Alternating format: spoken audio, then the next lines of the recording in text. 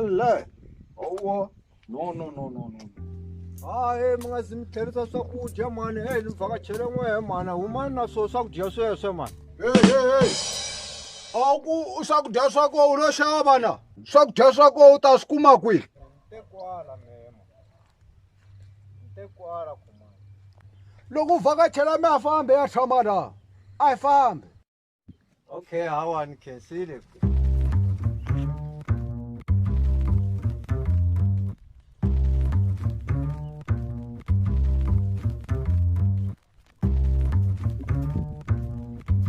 We mani u ngo ta ku ni jamukela mpundzulo wo tani baba. Swaku ni mani moni vutisa kumbe moni byela na. Hemfo ni ri u mani vito ra wena? Me vito ra me a hi mina yena mani. A hi me mani me vito ra me. He jara ni ri u mani? U mani baba? Hawa ani mani me tani hileswi ni mi hlamuselaka ende mani yo hi vulavulaka ye mani u n'wi tivi. U tele ku tani ringa lani kasi hi we mani?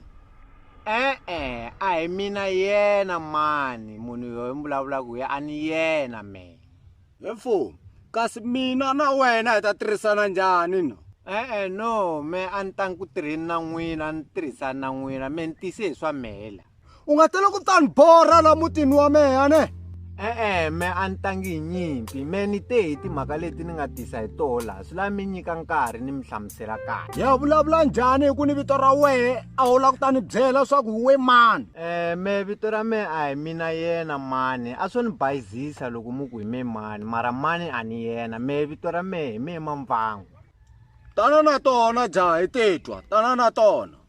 Me mhaka leyi nga ni tisa laniwani ni tise hi He jaha u tise yini laha nga ri a wu tivi timhaka ta wena? U sungula ni ku ti nwetela nhloko kasi u tise yini lani he jaha? mi ri ni tise yini?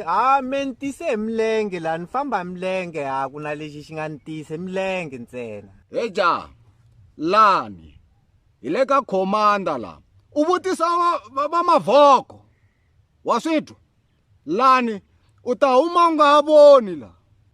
Ni swi twile mani va vula va ku na khomanda kasi khomanda wa koho va vula n'wehe chief. Sesi u ni vitana chief futhi?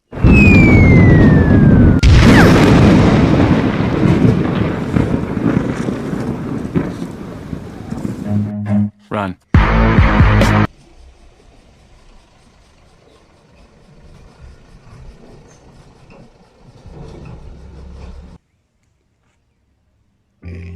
Kasi wawon bipa we mani kasi ni vona nkarhi u ni bipa i ndhawu leyi swa ku kasi hi we manager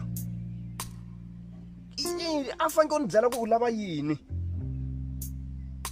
wo ni bipa kasi mara butilo i mani mara yo loyi ni byela vito ra wehe mani.